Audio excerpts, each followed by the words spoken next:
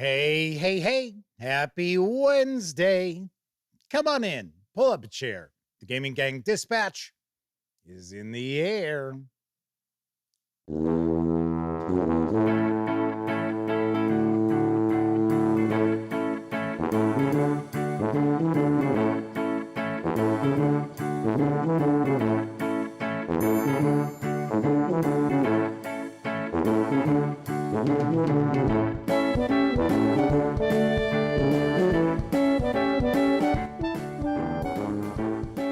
Howdy, gang, and welcome once again to the Duct Tape Studios.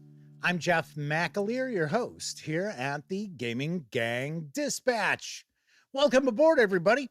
Tonight is Wednesday, June 4th, 2025. This is live show 1197. If you're not overly familiar with the show, let me point out, super casual around here. We just hang out talking about the latest in tabletop gaming news, and then sometimes I'll pontificate about our hobby, or I will unbox a board game, but more often than not, I will actually page through a role-playing game book, which is what we'll be doing tonight. Should also mention, every once in a while, we just kind of hang and talk and chat, see what's cooking on your end. But that is not going to be the case tonight. No, tonight we are going to dive on in, and I'm excited to do this because this is the first time in a long time I've had an opportunity to take a peek at something from Mongoose Publishing. That's right, we are going to dive on in and take a look at the Traveller Core Rulebook Update 2022. Yes. The fine folks over at good old Mongoose Publishing were kind enough to send along a review copy. So that's what we're doing tonight. We're going to dive on in. We're going to take a peek. I will probably share some Traveller stories because I go way back with Traveller. I go back to that original black box with the little black books. As I've mentioned a few times before, I want to say it was 1981 that I picked up the little black box set from GDW. Yes, the fondly remembered GDW.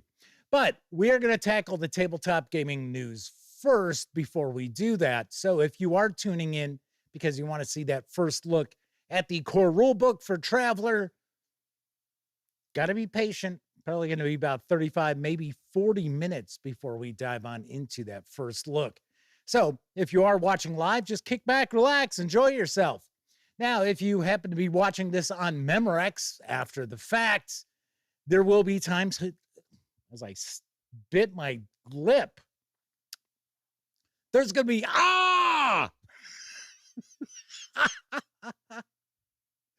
there are going to be timestamps. Yeah, okay, got that out there. Depending on the device you happen to be watching this on, it might actually be right there in the timeline of the video, or, of course, they will be down in the show notes where you can actually click on the timestamp. It'll jump ahead to that part of the video. So if you want to skip the news, you'll be able to do so and get right on into that first look.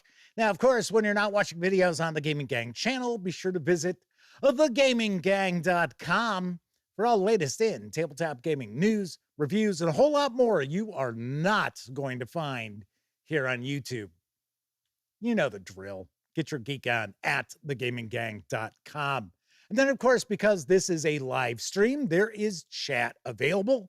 And you must be a subscriber to the channel for at least 10 whole minutes before you can take part in chat. So if you do check those two boxes and you want to say howdy, maybe get a question, a comment, by all means, chime in. I will do my very best to respond. First out the gate tonight is Semper Buffo. Freddie P is with us, as well as Sean O'Donnell, Kathy Evans, spelling Mitaki, spelling my take. Maybe it's spelling mitake. I don't know. I believe this is the first time visit in chat for them. Game Cat is with us Tessie Trekkie is popping on in, as has Nathaniel Cares, Pete Strakulich, JD Sewell, 3002, and Mike. And, spelling mistake. Got it. There's no S there. So now I get it. And, of course, I would take a guess. The lovely and talented Miss Sarah D might be lurking in the shadows. She is one of our chat moderators. She of the glittery banhammer. So there you have it. So yeah, Shardell says he bit his lip typing spelling mistake. Robert Reynolds is also joining us tonight. All right, let's jump on into the news, because there is a new season of Fright Show Classics Horror Adventures, which are up for crowdfunding. And I've got the scoop from Yeti Spaghetti and Friends. This is the largest Yeti Spaghetti and Friends Kickstarter ever, and they hope to support a forthcoming season of gothic horror adventures and offer new accessories to their expanding tabletop role-playing game line. Now, there are currently a total of 18 modern-day and historic scenarios, which are easily adaptable for percentile systems of yesterday and today. The catalog includes a soon-to-be-completed adaptation of the 19th century Gothic horror novella, Carmilla, or I have also heard people pronounce it Carmilla. Don't have any other horror tabletop role-playing game books? Well, then just play each module with easy follow-along instructions. No rule books or other supplements are necessary. In fact, you're provided with 8 pre-generated investigator character cards with every adventure to make for a simple, fun night of supernatural role-playing inspired by classic anthologies and monster films of the past. There are custom-made maps and handouts also included for ease of play. For this crowdfunding project, they are very honored to have the opportunity of adding yet another amazing cover illustration by the late, great Jim Holloway for an adventure later this year. Now, the hope is to carry forth with their current production, and if they can raise above and beyond their goal, they'll be moving forward with additional Season 3 horror modules later this year and into 2026. Paying real artists and authors is very expensive, so the bulk of the campaign funds are going to go to fulfilling the pledges of this Kickstarter. But if Yeti Spaghetti and Friends do end up being wildly successful, then their next 2 adventures, The Night Chicago Died. Okay, it's not really about that song. And Valley of the Titans, which have both been in pre-production for extended periods of time, will move forward. There are, of course, no guarantees, and they know that if they continue to be dedicated to keeping the old school gothic horror tabletop role-playing game tradition alive beyond this campaign. Now, there are a variety of pledge levels, but you can jump aboard. You can reserve a copy of the new Jim Holloway cover adventure, which is not Carmilla. It is something else. And it includes the PDF for a $20 pledge through July 3rd. Expected delivery is this October. Hey, hopefully in time for Halloween. Yes. I got to say, I love how we see not all of it, but some of this is Jim Holloway art. In fact, the image that they're going to be using for the cover of the adventure has never actually graced the cover of an adventure before. I think it was from an ad. It's actually looks kind of cool. And I guess the adventure is inspired by the artwork you are looking at right now. So very cool. There's also a pledge level out there for you to be able to get all of the current Fright Show classics that are available. I got to be honest, I think we're going to have an opportunity to take a peek at these. Not all of them, but I do believe Yeti Spaghetti and Friends is going to send some copies our way to take a peek at. That'd be kind of cool. And yes, you were probably not imagining things. Those covers do look a lot like Chill, the role-playing game, which isn't that on its 3rd edition now? But I want to say these look like the original. Were they Pace Setter? Was it Pace Setter who made that? Who made Chill? The Pace Setter came out with a handful of role-playing games back in the day. They were like box sets, almost like the TSR boxes you would get. Kind of cool. Sarah D is with us tonight. Good to have you manning the battle stations. Keith McGrath is with us, as is Captain Finity, timey-wimey limey. This might be a first-time visit in chat with us live tonight. Or maybe it's a second-time visit, because for some reason, the nickname is ringing a bell a little bit. But I'm not positive. Keith McGrath says, Fright Show classics can be fun. And it looks as if you can kind of kit bash your way through them without actually having to resort to, sitting there and busting out your Call of Cthulhu and stuff like that. Keith McGrath says, Mr. Gaming Gang. First of all, it's the Gaming Gang. I always have to point that out to people. It's the Gaming Gang.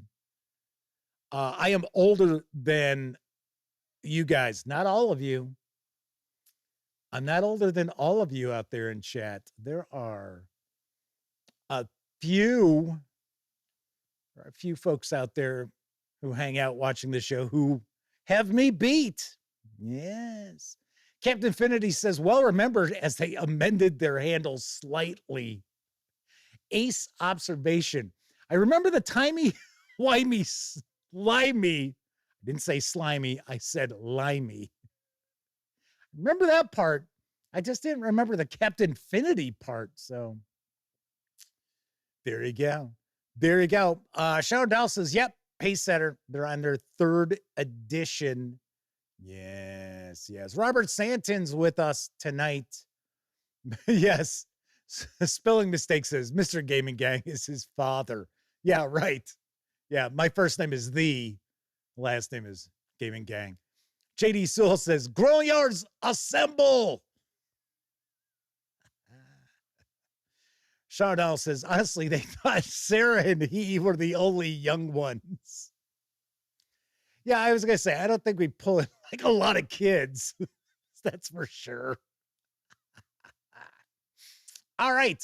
So let's move it along to our next news piece, because now available in print and PDF is the Star Trek Adventures 2nd Edition Technical Manual. And here's the latest from Modiphius Entertainment. From its inception, Star Trek has illustrated humanity and its allies and adversaries exploring the galaxy with a wide variety of tools and technologies at their disposal. From tricorders to phasers, deflector dishes to replicators, all the key technological achievements of the future are detailed in this book. This technical manual is essential reading for any casual Star Trek fan or hardcore gamer interested in learning more about the wondrous technologies, ships, and weapons available to Starfleet personnel, as well as members of many other species inhabiting the Star Trek universe, including the Klingons, Romulans, and Orions. Use the contents of this book to learn more about the gear, weapons, and technologies of the Star Trek universe, and to enhance the Star Trek Adventures missions and campaigns you engage in with your friends. This 129-page full-color Star Trek Adventures 2nd Edition Technical Manual, say that 5 times fast, features details on the most commonly used gear across the Star Trek universe, including pads, communication devices, replicators, and holography, I guess I will say. Insight on Starfleet's diplomatic corps, the universal translator, second contact supplies, and information on how a crew might respond to distress calls, a wealth of information on a wide variety of scientific gear, tricorders, and types of laboratories, and advice on conducting away missions and some of the gear an away team might utilize. Details on medical practices and medical gear, including sick bays, biobeds, medical treatments and drugs, guidance on using transporters to support treatment, and medical enhancements, such as various forms of chair support, genetic engineering, and cybernetics. Insight on diagnostic levels, transporters, turbo lifts, and environmental and utility systems, as well as digital engineering elements such as computer systems and their various components, and a whole lot more. There's a wealth of new game mechanics for the Star Trek Adventures 2nd Edition role-playing game, including 10 new character career event options and 16 new character talents, 5 new Starship service records, 10 new Starship talents, and mines as a new weapon type, as well as more than 20 random complication tables designed to help you generate problems with specific situations and devices for use during your missions. The 129-page hardcover with PDF carries an MSRP of $48.42. That, of course, is by way of the Modiphius Entertainment website. So it changes because of, obviously, exchange rates. So I'm going to take a guess. It's probably in stores, because I searched. I couldn't find anything. I only found it over on Modiphius's website. I'm going to take a guess, probably $44.99. But you can grab just the PDF alone right now over at DriveThruRPG for $18. Sweet.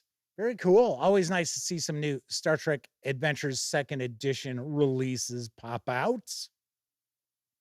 I would love to get a peek at the 2nd edition of Star Trek Adventures, because I heard they've streamlined it a little bit. And I got to be honest, as far as the 2D20 system goes, this was a pretty lightweight version of it in the first edition of Star Trek Adventures.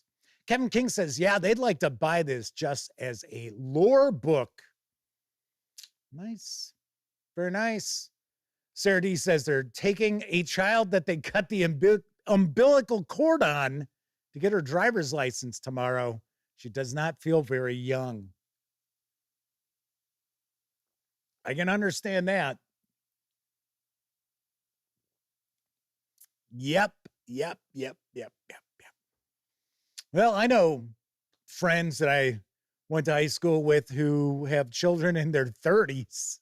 So it's like, that's going to make you feel a little bit older. So Keith McGrath says now they're searching for pace setter on the internet. Yeah, they're still around. They are certainly still around. Kevin King says, did you see that Wand Company made a working tricorder? That's pretty wild. Spelling mistakes says the first edition is white text on black paper. Yes, that was awful. That was when I reviewed the PDF. It was one of the last of my written reviews that I did. I mentioned that it was like, wow, who came up with this idea? It was like, Mark Hawkswell is with us tonight, says they've got the Fallout books, but they haven't had a chance to play the system yet. Is 2D20 that rough? It's not rough. It's just different. That's all. It's just a little bit different. Sean O'Donnell says, you're only a year older than Wolverine. Wolverine made his first appearance in 1968. I don't know about that. I thought it was like early 1970s. Because I know he made an appearance. What was his first appearance? Incredible Hulk 181. I know people are like, how would he know the issue number? if you know like anything, even a little bit about comics, you know that Incredible Hulk 181 is pretty much the holy grail for many collectors. Kevin King says 1974. See, that sounds about right. Moving on to our next news piece. Currently, there's a money-saving bundle celebrating Pride Month, and I've got the latest from Bundle of Holding. Adventure. This Pride Games bundle presents LGBTQ plus friendly tabletop role-playing games to mark Pride Month. For just $9.95, you get all 3 complete rule books in the starter collection, which has a retail value of $41, as DRM-free PDFs, including Thirsty Sword Lesbians, Moonlight on Roseville Beach, and Star-Crossed. And if you pay more than the threshold price of $25.75, you'll level up and also get the entire bonus collection with 6 more titles worth an additional $74, including Yaziba's Bed and Breakfast, the Thirsty Sword Lesbians expansion, Advanced Lovers and Lesbians, the Roseville Beach Scenario Collection, Mysteries of Rose Island Volume 1, and 3 zine-size Roseville Beach supplements, Characters, Entities, and Bracknell Horror. These savings will run through June 23rd. You know, one thing I have to say, I miss when we used to see bundles of holding actually provide a donation for something. Like, 10%,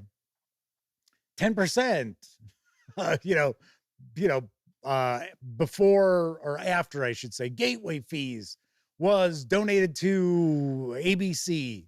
We never see that anymore. Almost ever. We still do with Humble Bundle.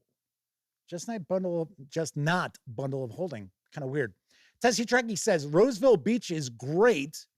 Yaziba's is okay. I had heard some good things about Roseville Beach. Midnight is it at Midnight On? Maybe it's Midnight On. It is, yes. Midnight on Roseville Beach from our Rook Games. So pretty nice, pretty cool. So that is currently going on through the 23rd. Moving right along. Earlier today, Goodman Games launched a crowdfunding project for Original Adventures number 10, City States of the Invincible Overlord for Dungeon Crawl Classics and 5e Dungeons and Dragons. Here's the latest. The next installment in the Original Adventures Reincarnated series. A massive box campaign setting for 5e or DCC, packed with over 800 pages of content and multiple poster maps. One of the greatest fantasy settings of all time returns. His fist holds his city in an iron grip. Ruthless, omnipotent, invincible. From atop his throne in the Silverlight Palace rules the invincible overlord, fawned upon by backstabbing nobles, greedy merchants, warmongers, and self-serving sorcerers.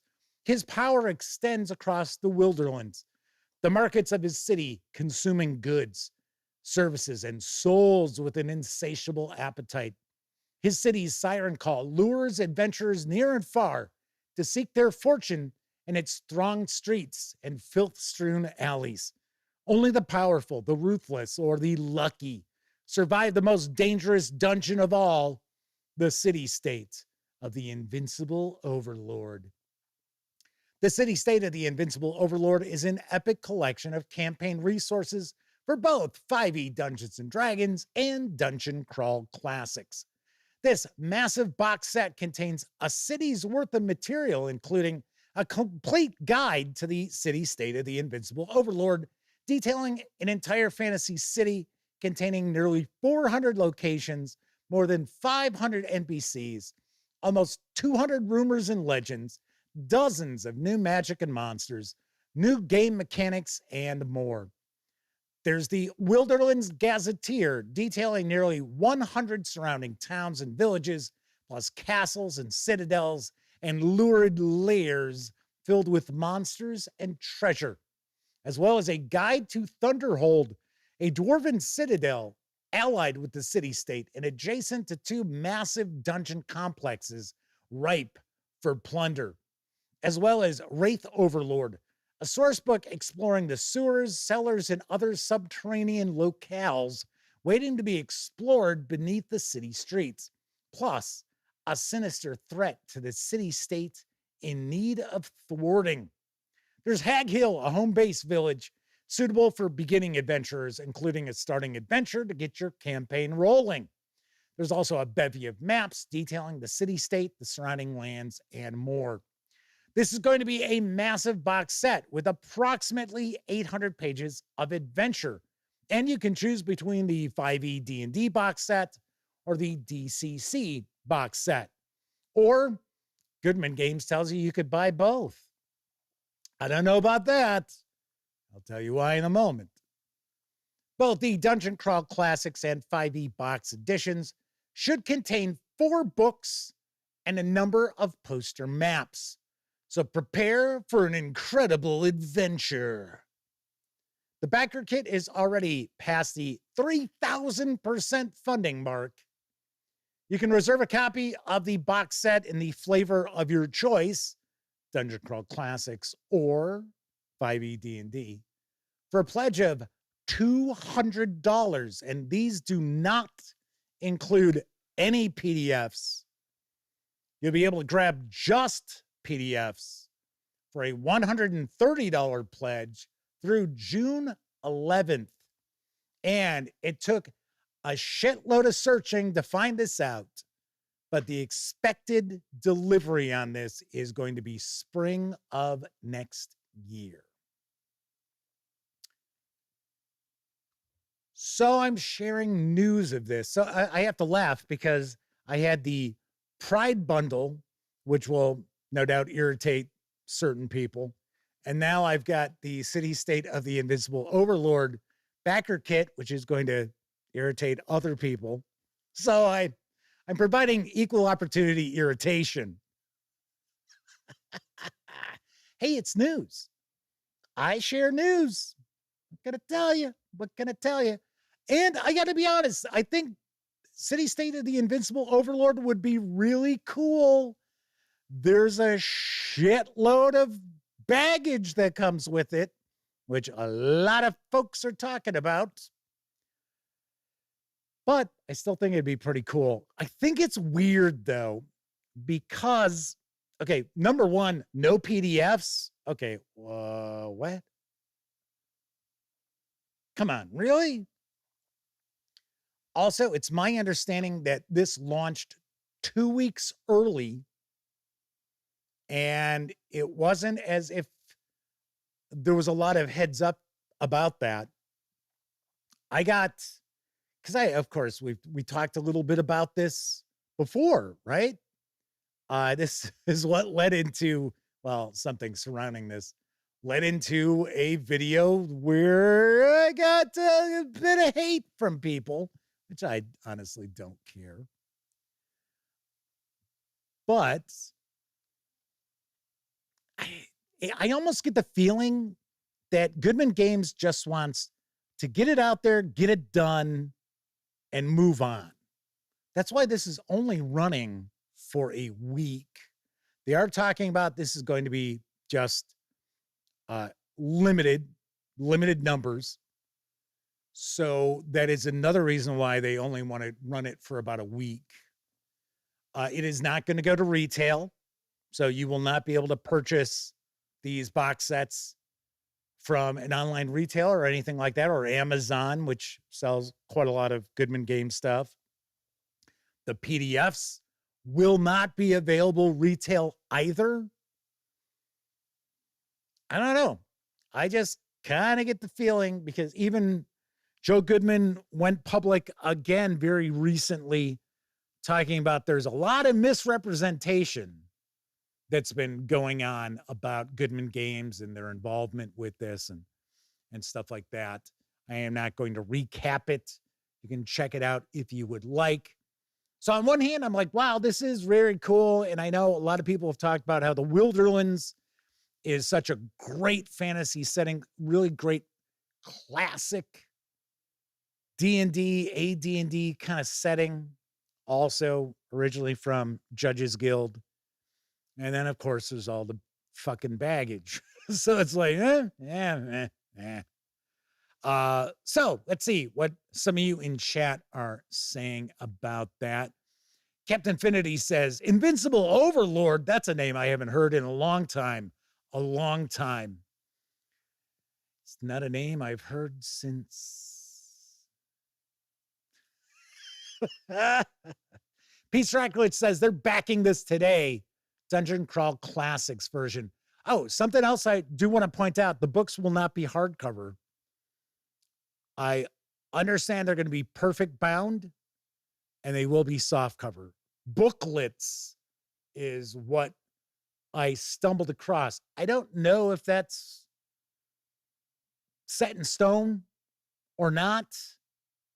Kevin King says value to cost ratio is a bit off on this one. I would agree with you, Kevin. Does feel a little bit weird on that. Robert Reynolds says, I'm not going to do this one, but they're backing Dragonbane. Sweet. Very nice. JD Sewell 3002 says, don't kill the messenger. Am I right? Right, I know. So Captain Infinity says, yes, originally published by Judges Guild. Yes, it was. Spelling Mistake says, $200 paperback? Yeah. Peace Dracula says, no hardcover. What the?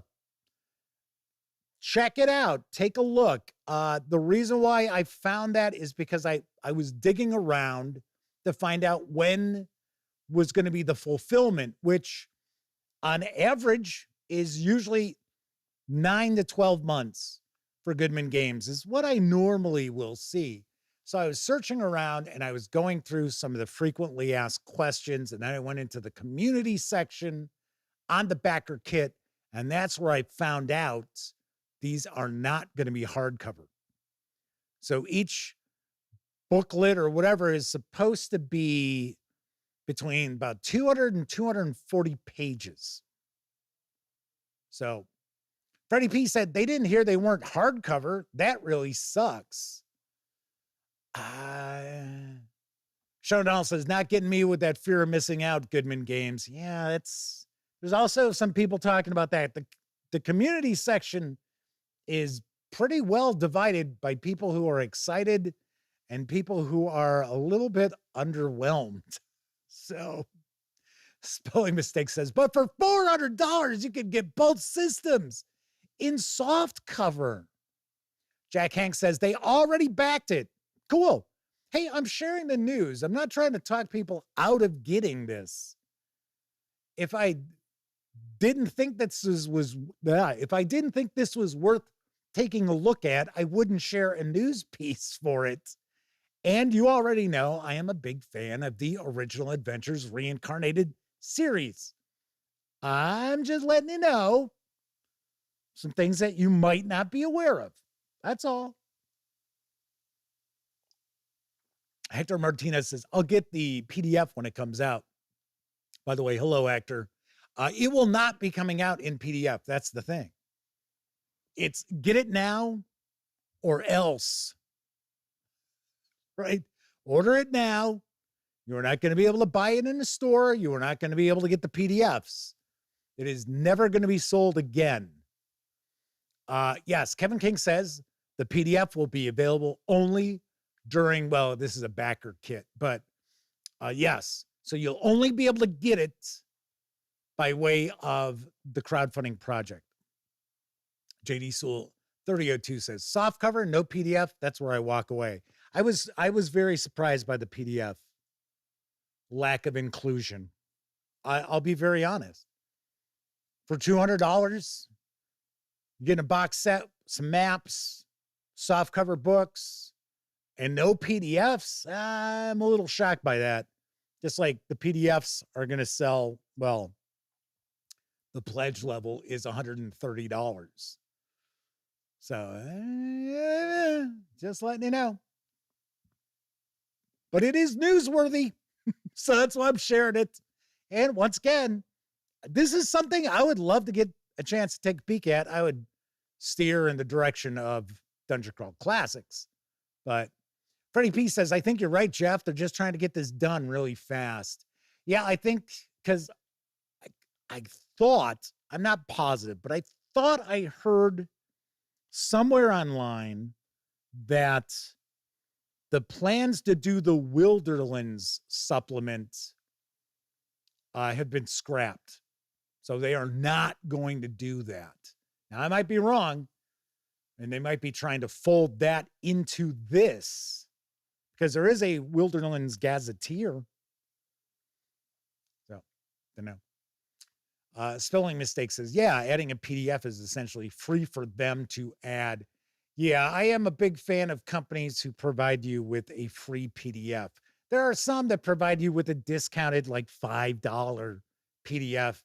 I got to be honest. I think they should just say, hey, here's the PDF. You bought the physical book. Here's the PDF. All right, on to our last news piece. Now available in print and PDF is Call of Cthulhu Madness at Geneva Lake from Gygax Ink and Chaosium Inc. Gygax Ink is with a K. Chaosium Inc, obviously with the C. I've got the lowdown on the tale. December 1891. The serene, snow-dusted shores of Lake Geneva, Wisconsin, mask a creeping dread festering beneath the icy waters. Once a haven for the wealthy elite and their opulent retreats, the town now trembles on the brink of madness. The investigators awaken the halls of Oakwood Springs Sanitarium with no memory of who they are or how their recent pasts are intertwined with the lake's grim secrets. As a malevolent fog rolls in, the stakes become clear. The ancient Potawatomi wards, binding an unspeakable entity beneath the lake, are failing. Can you unravel the mysteries of the Covenant of the Drowned Eye, confront the terrifying Boiler Heart abomination, and stop the release of the Eye of the Lake before it's too late? Or will Lake Geneva become ground zero for an apocalyptic nightmare that will shatter the boundaries between worlds?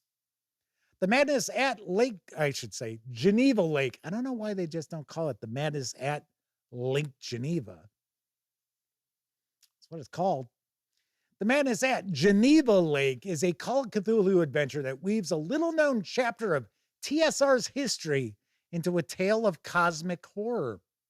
First released at GaryCon 2025, this dread tale by Alyssa Fadden and GaryCon founder Luke Gygax is set in 1891 on the snow-dusted shores of Lake Geneva. Brilliantly weaving a little-known chapter of TSR's history into a tale of cosmic horror, this scenario blends Chaosium's mastery of Lovecraftian storytelling with Lake Geneva's rich role-playing legacy. The 70-page softcover with PDF is available over at DriveThruRPG for $19.99. Or you can grab just the PDF alone for $9.99. Cool. Very cool.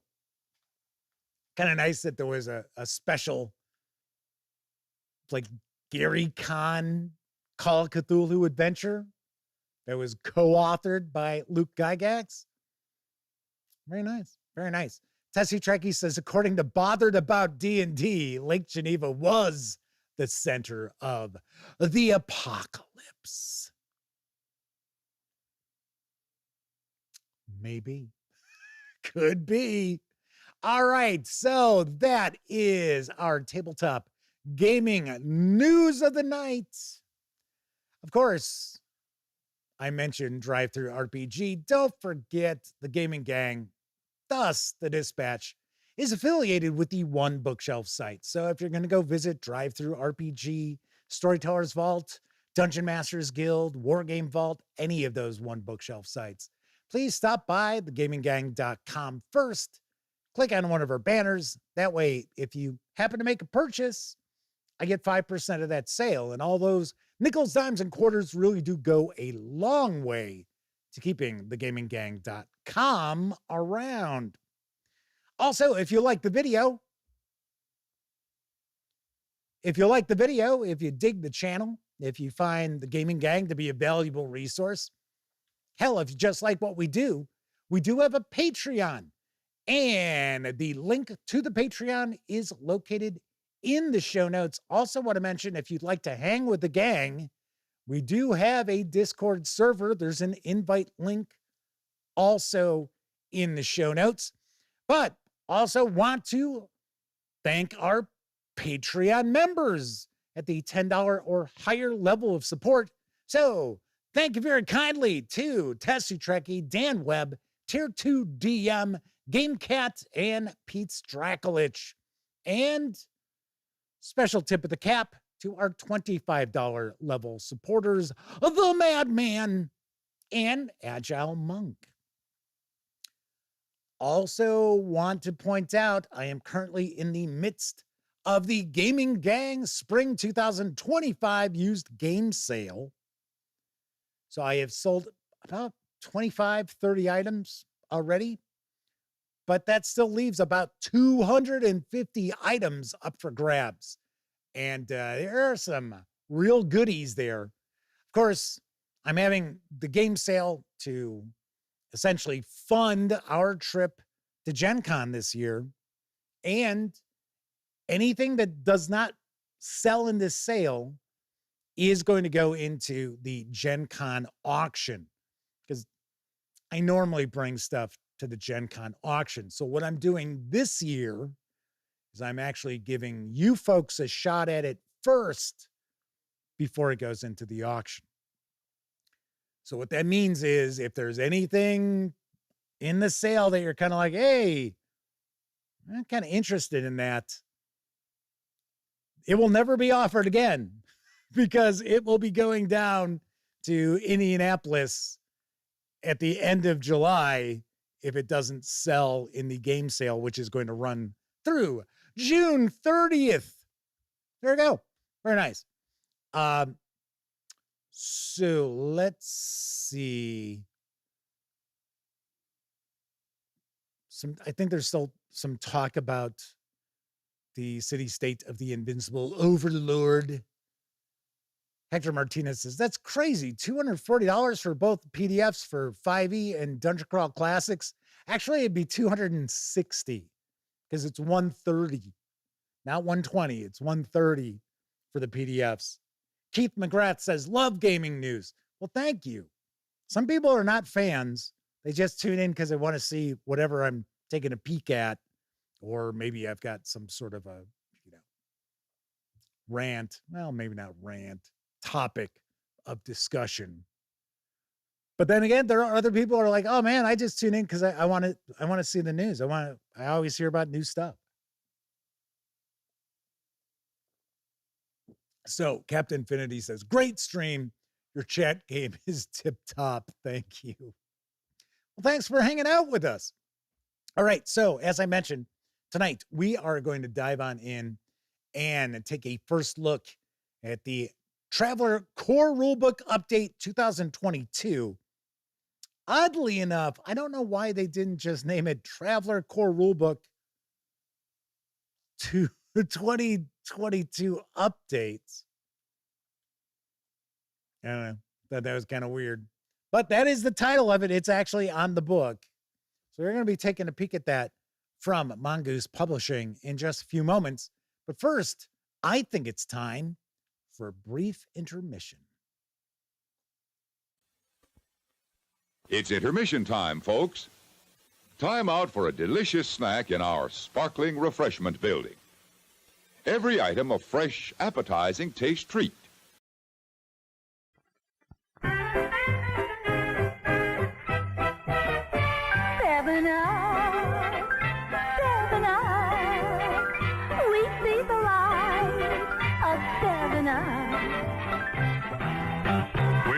Have made it through the day without something to show the way, that something keep us going.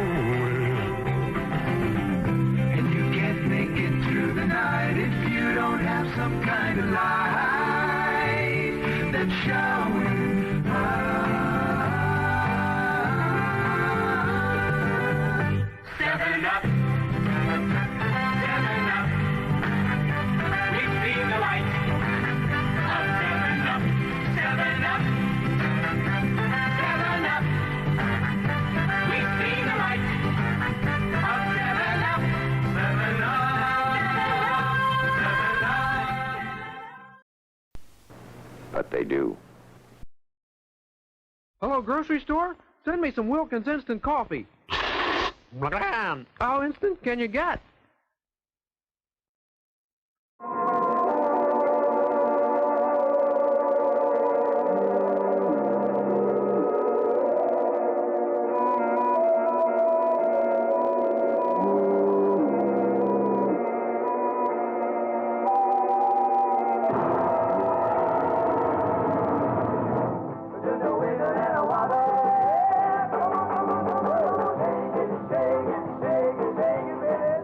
While the beach set twists to the big beat sound of the Delaires, swinging out with 6 rocking hits. While the cycle gangs burn up the road and strong-arm their way into the party with fists flying. While teenagers prepare for a secluded slumber party, ghoulish atomic beasts who live off human blood.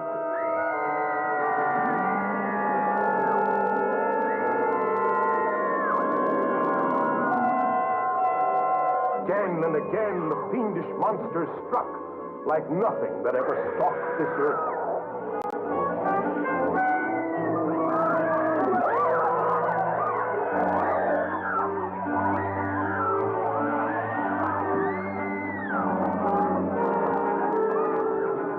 An entire city in the throes of panic, at the mercy of demons from the dead.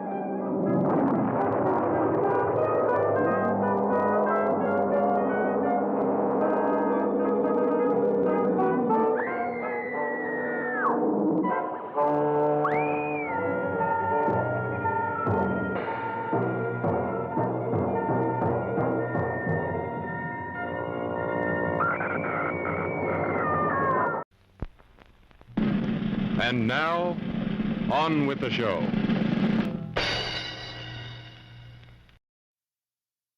I tell you that Mr. Whipple just cannot catch a break. People come into his store, squeeze the Charmin, and he has all these disasters taking place in his home. It must not be good to be him. Keith McGrath, I don't know if that's a question or just a statement, but yes, Jim Henson did the Wilkins coffee puppets. It is Wilkins and Wonkins. Very nice. All right, so tonight we're going to dive on in and take a first look at the Traveller Core Rulebook Update 2022 from Mongoose Publishing. Big thank you to their new marketing person, Liv, for sending this along. This 264-page hardcover with PDF carries an MSRP of $59.99. If you'd like to grab just the PDF alone, you can do so over at DriveThruRPG for $30. Having said all that, let's swing on over to the other camera because here I've got the core rulebook for Traveller, the famed Traveller, the legendary Traveller, which is now owned by Mongoose Publishing. Mark Miller gave the IP to Mongoose Publishing. I would assume there was some cash that changed hands, but I don't know. I do not know. All right, few things to mention before we jump on in. First of all, the fine folks over at Mongoose Publishing were kind enough to provide me with this review copy, but neither I nor anyone else affiliated with the Gaming Gang has received any other sort of compensation for me to share this first look with you. And it's important you know that. We're also not going to look at each and every page of the book. I do want to give you a really good feel for what you're going to find inside. Keith McGrath asks, did I review this in 2022? I did not. I did review a few years ago. I reviewed the starter set. And that's it. That's all I've had an opportunity to personally review from Mongoose Publishing. Now, we have had some contributors over the years who have done some written reviews. I got to say, I don't believe there is a review for this core rule book at the Gaming Gang. Unless it's, slipping my mind somehow. Because even though I've shared news from Mongoose Publishing, for probably a dozen years or more, the only thing that I ever received as a review copy was that starter set, which I thought was excellent because it was the core rule book broken up into 2 books. And it included an adventure campaign. So really nice. All right. So let's take a look at the back here. Fully updated and revised.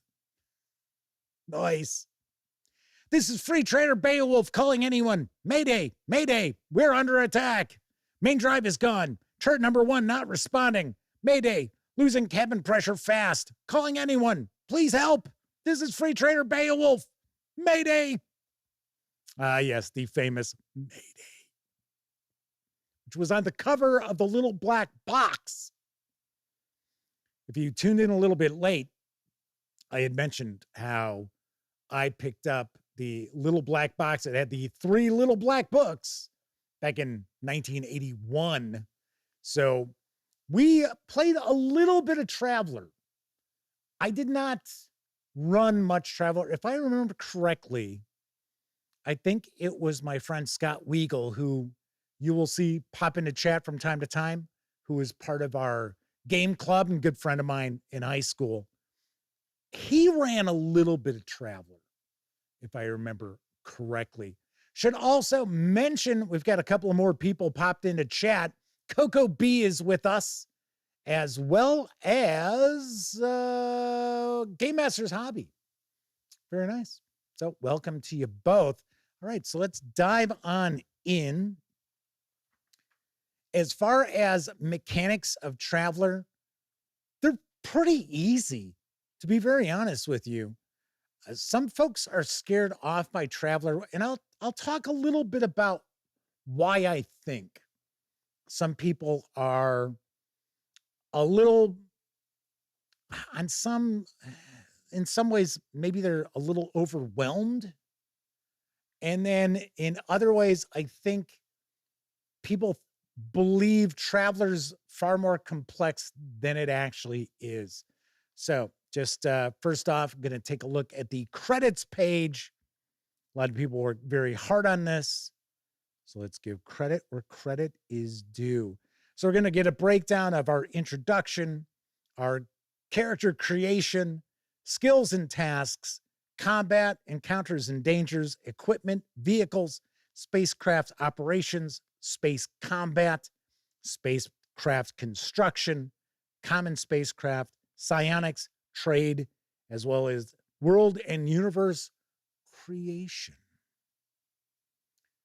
Keith McGrath says, it's so nerdy. I don't know. I got to be honest, because you can play Traveller however you want. Some people tackle Traveller as more hard science fiction. Others make it more space opera. Kevin King says it's certainly prettier than the version they have from the 90s. The original GDW Traveller had, I don't want to say no art, but very limited artwork. Actually, it may have been 0 art, now that I think about it. All right, so we're going to get a breakdown of some campaign ideas, game conventions.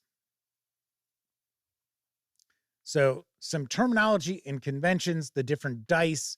So you use 6-sided dice. Those are the only dice that you need for a game of Traveller. No D20s, anything else, just 6-sided dice. And of course, you do have natural 2, natural 12. So we get into our Traveller creation. Oh, look at that. Looks like this is a pretty nice stitched binding here. Yes. I guess I'll mention, as far as the production quality, nice paper stock, kind of along the lines of the Cubicle 7 Entertainment. Ooh, I said entertainment. It should be Cubicle 7 Games, because I know they want to be called games.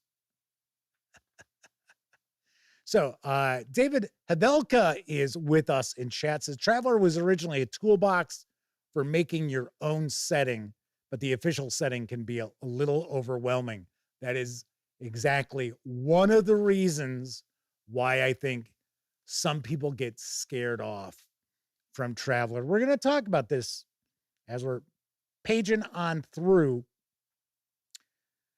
Anyway, so yeah, paper stock, very nice. As you can see, colors popping off the page. Little bit of a sheen to the pages, but nothing terrible. So it's not like you're getting a bunch of glare. So one of the aspects of Traveller that people seem to remember from way back in the day is you would go through your character creation. And the character creation with Traveller is a story in itself, because you will actually go through different periods of the character's life. You're doing different things, you're learning different skills, you're getting different gear and credits, maybe even a starship possibly. But the thing was, your character could get killed during your character creation. And people were like, what? And it's kind of like a red badge of courage for people out there who had a character die rolling up a character. So now it's important to keep in mind, at least with the starter set, the rules give options for character death in the creation process.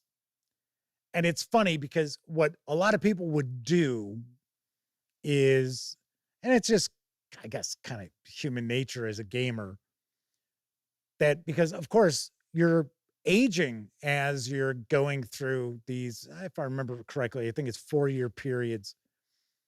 So you're kind of pushing your luck to get a character that's got as many skills and goodies as possible before they hit that threshold where they start losing points from their attributes because of age. And then, of course, originally, you kept pushing your luck like that, your chances of the character dying got increased.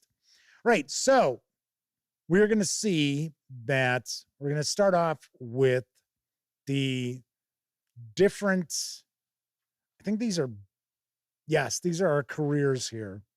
And you do have an opportunity to change careers too. Robert Santon might be rocking on out. So if you are, thanks for joining us tonight.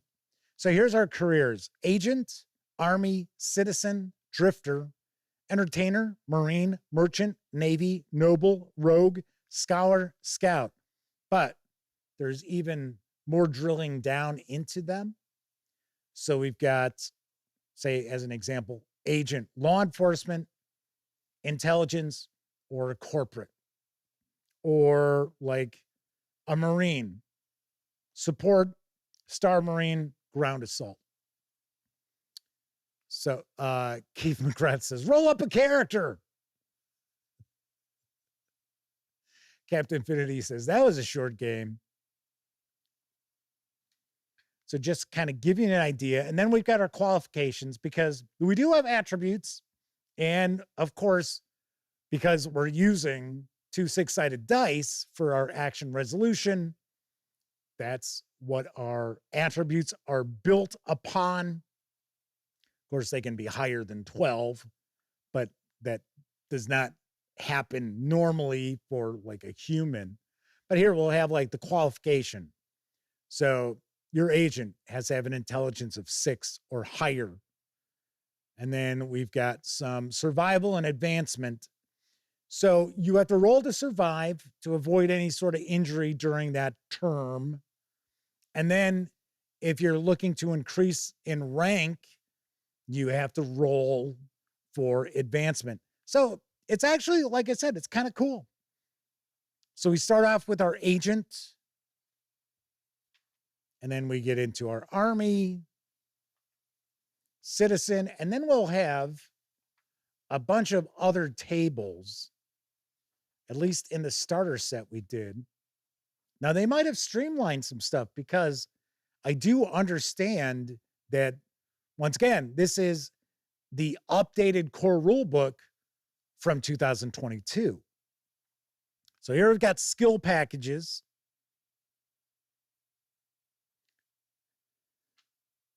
So we got traveler skills. So usually your player characters are considered to be travelers, and they're just a group like we see here. Got a group of player characters who travel together. Maybe they're renting or leasing their starship. Maybe one of them owns the starship, or maybe they're all, kicked in and they all own a piece of the starship and such. But travelers tend to kind of be merchants and explorers and scouts, all kind of wrapped up into one. But here we do have skill packages for your travelers. So one thing that I will tell you compared to the old days of Traveller, because funny enough, the Mongoose Traveller 2nd edition, which is essentially what this is we're taking a look at, and that's how some people will refer to this, is not like radically different than the original GDW Traveller. There's more skills, there's more going on to it, but at its core, it's still very similar. But one thing that you will find with player characters with the Mongoose Traveller is they will have more skills. They will have a lot more things that they're good at doing than the old Traveller did. So I'll give you an example. With the Trader Skills package, this skills package is for campaigns where trading and commerce are the primary activities of the travelers, which is also another reason why I think some players, some game masters get scared off from Traveller, because there are some relatively complex rules and calculations regarding your trade and starship fuel and using fuel and all these other things, which the reality is, myself personally as a game master, I would probably hand wave a good amount of that, because it's like, yeah, I don't mind having to like put the player characters behind the 8 ball that they need to be able to pay for the upkeep of their ship and things like that. But do I really want to calculate it down to the last remaining credit? Not really.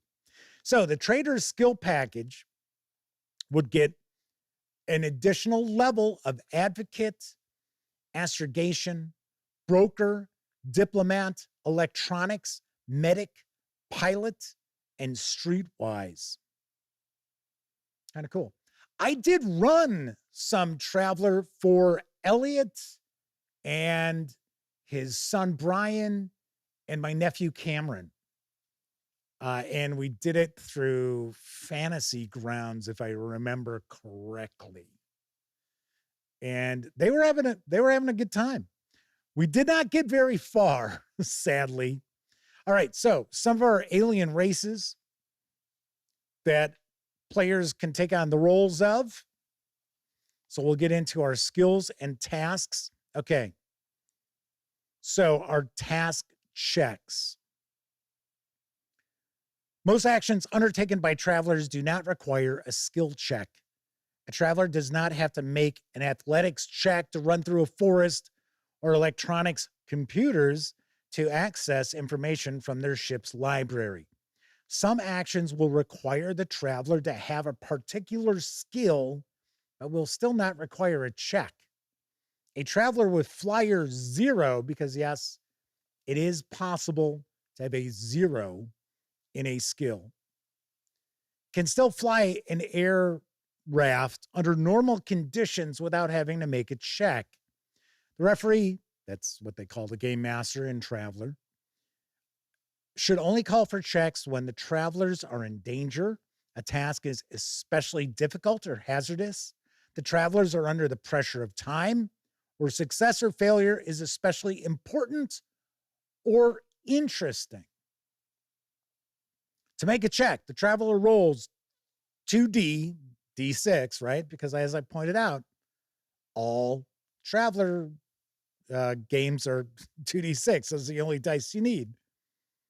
And includes any appropriate dice modifiers. If the total is 8 or more, the traveler succeeds. So modifiers include like your levels in a skill. Or you may have modifiers based on your attribute. So we have task difficulties, which of course is going to make the target number higher, right? So normally if it's just average difficulty, it's an 8 or higher. But as we can see here, if it's something difficult, it should be 10 or higher. Very difficult, 12 or higher. Formidable, 14 or higher. And impossible, 16 or higher. But then again, look at here. Simple, 2 or higher. It's like, okay. We have boons, we have banes.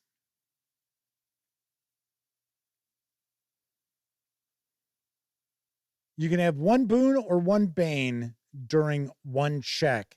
I believe it's like having advantage, if I remember correctly. Oh, they roll an extra die. That's it. And they discard the lowest. And of course, if it was a bane, it'd be the opposite. You would roll 3 dice, but you would discard the highest. Keith McGrath says, art looks cool. Yeah, normally the Traveller artwork looks pretty good. I share plenty of Mongoose Publishing news, and the artwork is always really, really solid from the example pages I share when we're doing a news piece here on the show. So here we've got combat. Combat has some crunch, if I remember correctly, not a ton. It is more theater of the mind than anything else. We've got encounters and dangers, different animals. Here we've got some of the alien creatures. Okay, so as we're flipping on through here, as David had pointed out, there is tons of lore for Traveller. We're talking it's the same kind of level as we've got, maybe even more so than RuneQuest, because Traveller has been around for a long, long time. So I do want to say that Mongoose Traveller 2nd edition is taking place during the 3rd Imperium, if I remember correctly, because of course we have different time frames in the Traveller universe. But there is loads going on. And then if you take a look at the published material out there, there is tons of it.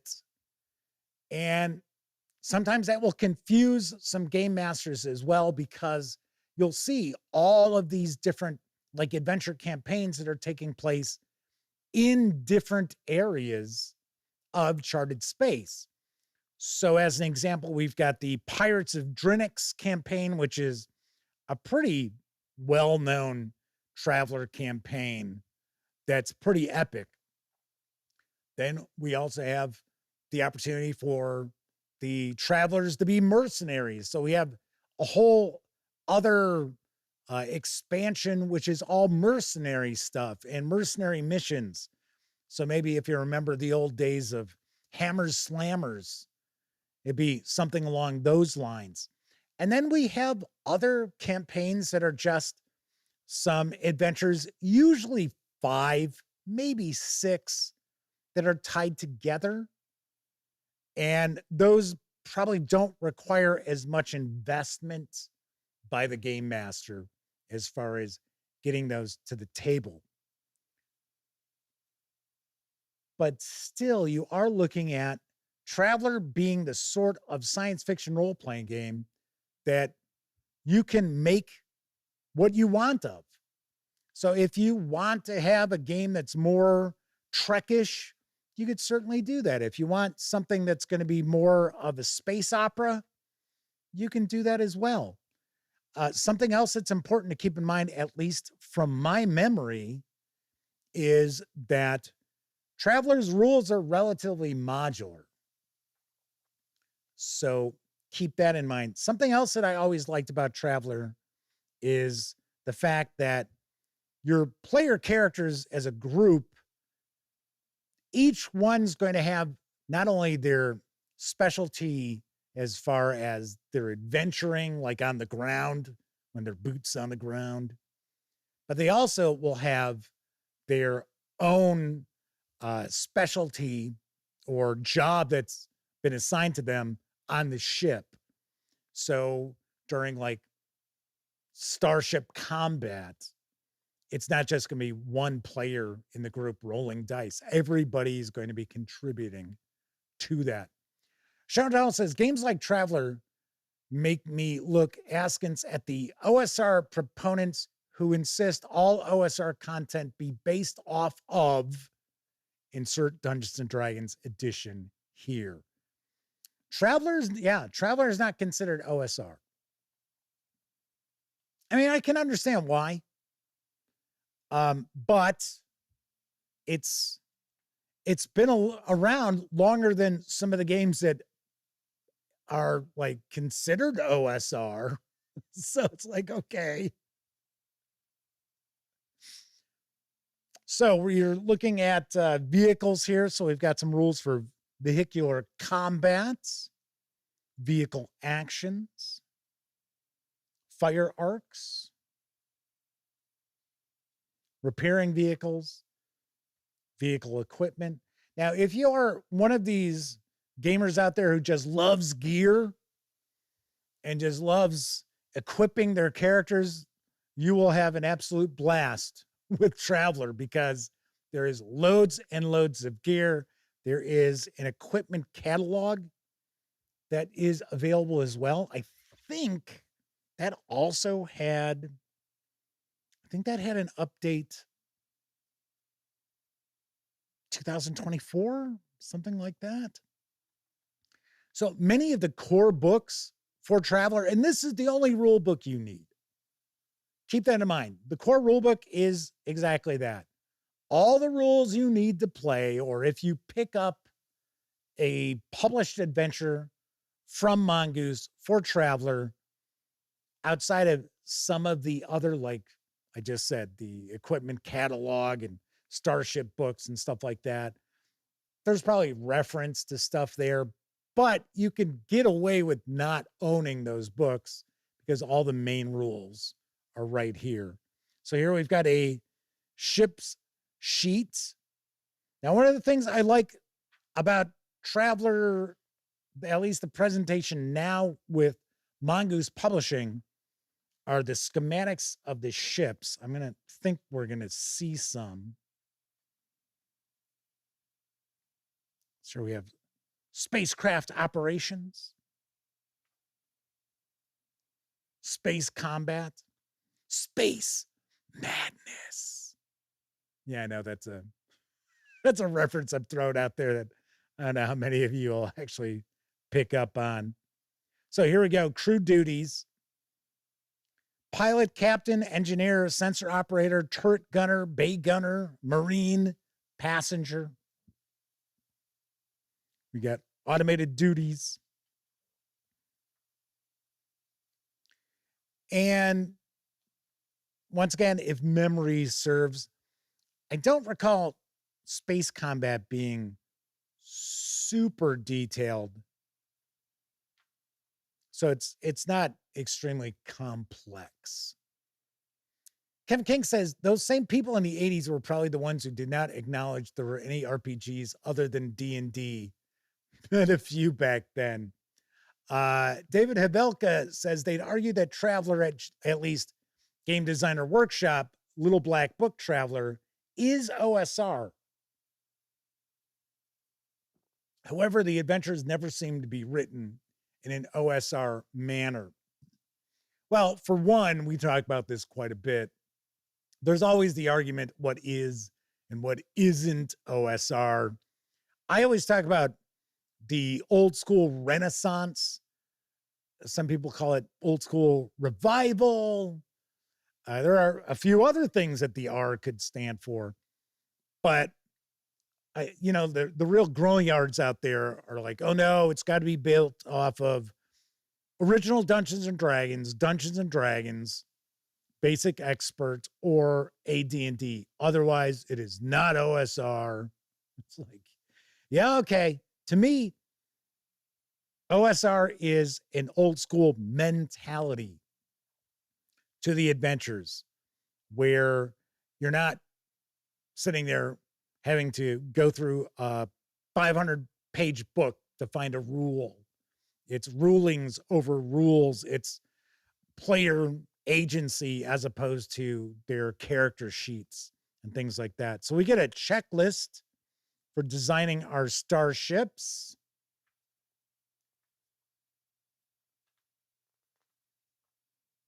Here we go. Are we going to get the deck plans? Yes. Oh, they're a little bit different. They used to be more like 3D. I thought. I could be wrong. I remember I reviewed the starter set, which I pointed out before really isn't a starter set. It's the game. I don't know if they've got a revised starter set. I don't know if they do or not. I don't even know if that starter set's still available. But there you go. Free Trader. That is a ship that you will see a lot of as far as your travelers. Safari ship. Cool stuff. Laboratory ship. So like a ring. This book looks really nice. It'll hold up very nicely as well. Shuttles, passenger shuttles. I think this is, our psionics. Once again, as I pointed out, a lot of Traveller is modular. So if you don't want your player characters have psionics, don't worry about it, right? Kim King says, this is making me want to fish my Traveller books out of the basement. Good. Very cool. Sean O'Donnell says, I can understand that back at that time, OSR fans are looking back on decades of life in gaming. If they still think that D&D is the only old school game, then, oh, well, I guess. Well, they're not saying it's the only old school game. What they're trying to say is it's not OSR. Because you got to remember, the OSR, in essence, came about as retro clones of the original fantasy role-playing games. I mean, in my opinion, Tunnels and Trolls, definitely OSR. By the strictest definition of it, no, not at all. But the old school, that's why I say, I say old school Renaissance, because I'm talking about the thought process behind the games. I'm not talking about mechanically. So it's like, oh, it doesn't use a 20-sided die. It can't be OSR. I have heard people say that. I mean, they're entitled to it. Kevin King says, luckily, they do not live in Mr. Corbett's house. Yeah. Because you might find yourself getting thrown out the window by the bed.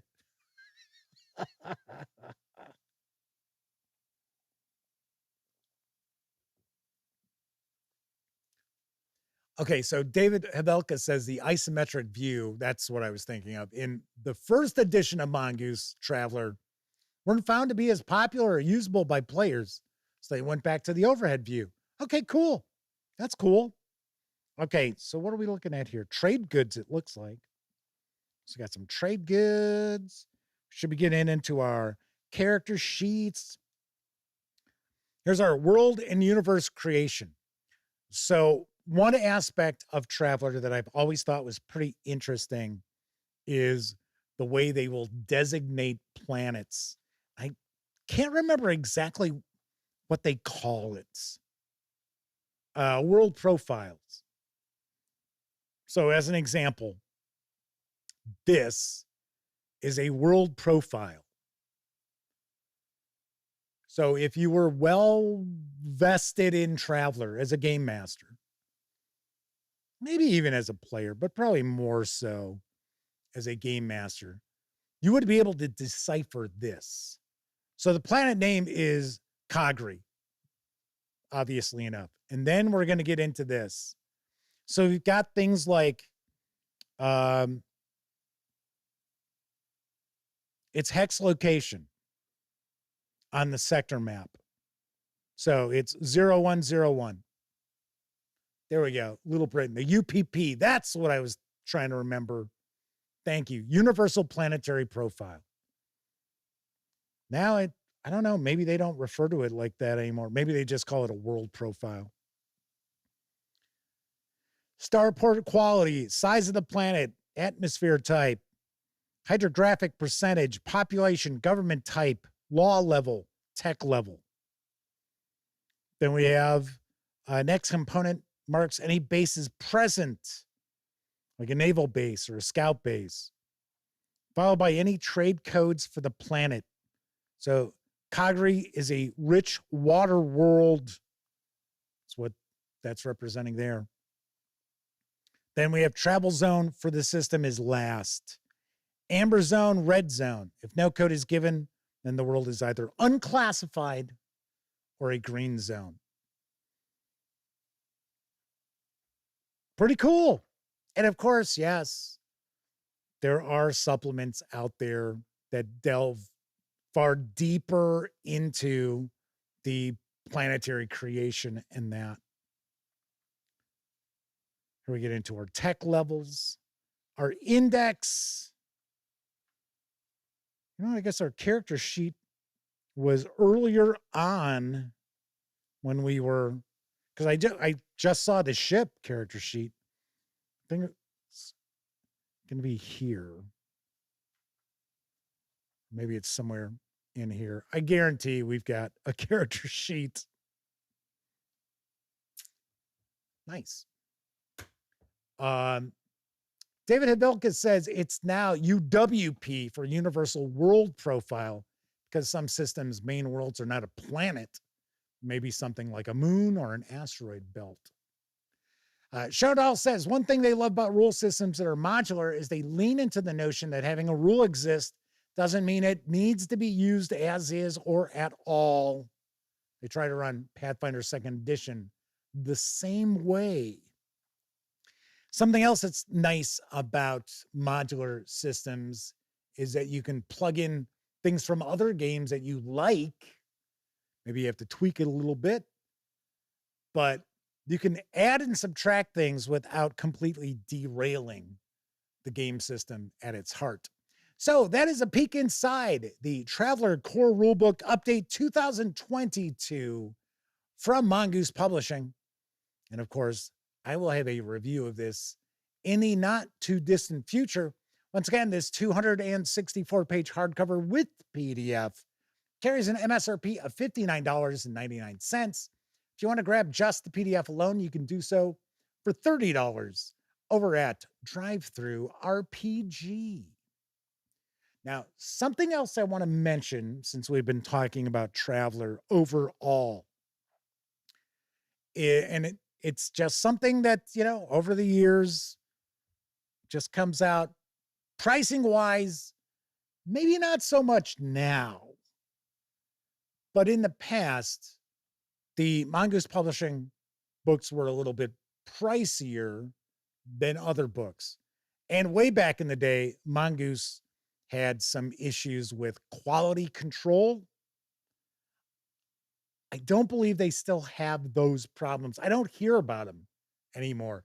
Now, does that mean you're not going to encounter a typo or something wrong in a book? No, I'm not saying that, but they used to be pretty well known for that. But I do believe they have really cleaned that up. Now, what we talk about all the time is keeping your eyes peeled for bundles. So, as I mentioned yesterday, we do from time to time see Travelers show up as a humble bundle. And there is usually a lot of content for a very small price. So that is one of the things that I like to point out when people kind of get scared off by Traveller is there's tons of content out there. It's tons of content from Mongoose Publishing, because something else which had thrown people off quite a bit is, okay, so you got Traveller, but then you've got Mark Miller's Traveller, and then you have Cepheus Engine.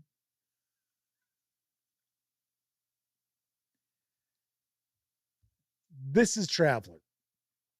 Cepheus Engine is built off of Traveller, but I think it's built off of the GDW Traveller.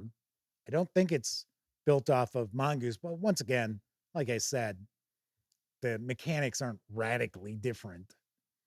And then, of course, Mark Miller had his Traveller because he was the key designer for Traveller going all the way back, or one of the key designers. But I had always heard that his Traveller was more like a toolbox than anything else. That as a game, it actually didn't work too well. Traveller 2300, but that isn't Traveller. Right. I know we don't want to get into that. But yes, there is the 2300 AD, which is Traveller, not Traveller. Kind of like Dungeons and Dragons 5.5 is the new, not new edition. But like I said, people get scared off from Traveller because there's a lot of content out there. Other people get scared off from Traveller because they think it's a far more complex role-playing game than it actually is. And I will get into more detail about that when I do my review. And then, of course, because some people have heard that, oh, well, calculating, your fuel costs and upkeep on your ship and your space travel, you got to calculate all that kind of stuff. Kind of scares people off. I'm telling you, from my experience with Traveller way back in the day, you don't need to worry about all that stuff, right? Make the game what you want it to be. Just like some people out there think, oh, well, it's just hard science fiction. It's just hard science fiction. That's not the kind of game I want. I want a little more, space opera. So, Chantal says, May of 2020 was my starter set review, by the way. Yeah, I knew that it was before this update came out. So that was actually, I think, Mongoose Traveller's second edition, which is now just considered Traveller, but some people still refer to it as Mongoose Traveller's second edition. I think that came out in 2016. I think.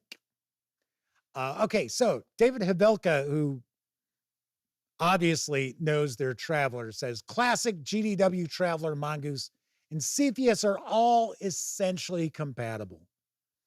The great classic Traveller bundles come up from time to time, well worth it for the adventure modules. And the Mongoose Traveller comes up too. So keep that in mind. But yes, we've talked about that. We kind of got into that a little bit on yesterday's show, where it's like, hey, you know what? Keep your eyes peeled, especially Humble Bundle. Fanatics now, from time to time, they roll out role-playing game book bundles that are even better than Humble Bundle. We just shared a news piece. We talked about this last night with the Dune Adventures in the Imperium role-playing game from Modiphius Entertainment, which I think the license is coming up for renewal, and I don't think they're going to. I think that's why you're getting such a rocking deal, and they're doing like 70% off with the coupon you get. Was it? It was $15 for pretty much everything that's been published in PDF for the role-playing game for Dune. Got to keep your eyes peeled out there, folks. And I know a lot of people out there, myself included, love physical books. I don't shoot video for PDF. I find it boring. I prefer to have a book that I can share with people to show them. But those of you out there are like, nah, PDFs, no, I got to have a physical book. You got to start embracing the PDFs a little bit. You will get far more bang for your buck. Luna's Cave has popped on in. Hi, everyone. Traveller, where your character can die in character creation. Yes, we talked about that. Memories. Hector Martinez says, Bundle of Holding drops Traveller bundles every now and then. Yes. Bundle of Holding doesn't tend to have the very best of bundles, like the huge, oh my God, I can't believe I just got 80 PDFs for $30, like we see at Humble Bundle. But yes, Bundle of Holding has some great deals all the time too. That's why I share news pieces. All right. So that is it for this time out. If you're watching live, thank you very much. If you watched live and took part in chat, bigger thank you, because of course, not only are you keeping me company, you're keeping each other company as I'm sharing the news or flipping through a book. But of course, I know a lot of folks out there, they don't have an opportunity to watch live. So big thank you to those of you out there watching on Memorex or however you tend to watch your episodes. Thank you kindly for watching any of the over 2,200 videos here on the Gaming Gang channel. Yowza. Tomorrow, we are going to take a look at the core rulebook for Acheron, which is, from my understanding, it's kind of a grim, dark, cyberpunk sort of game. This is a huge book. It really is. And this is from Dark World Studios. I almost said publishing. So we're going to take a peek at this on tomorrow's show. Very nice. All right. If you like the video, by all means, please give it a quick thumbs up. Subscribe to the Gaming Gang channel if you haven't already. And if you do subscribe, don't forget, ring that bell, because it'll not only let you know when the Dispatch streams live Tuesday, Wednesday, and Thursday evenings right here on YouTube at 7 p.m. Central. It'll also inform you when I share other videos, such as my upcoming review of the book we just looked at. Of course, when you're not watching videos here on the Gaming Gang channel, be sure to visit thegaminggang.com for all latest in tabletop gaming news, reviews, and a whole lot more you are not going to find here on YouTube.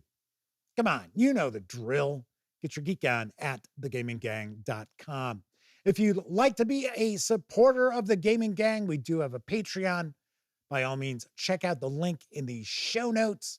And of course, be sure to hang with the gang over on Discord, because we have a Discord server. You can find an invite link also in the show notes. And don't forget, through the end of the month, I am in the midst of the Gaming Gang Spring 2025 used game sale. There are still around 250 items up for sale. So be sure to give that a peek over at thegaminggang.com. All right, everybody, enjoy the rest of your morning, afternoon, evening, whatever time of day it is in your neck of the woods. Once again, I'm Jeff McAleer. Thank you very much for watching, and I certainly hope all of you get to enjoy plenty of great gaming with your gang.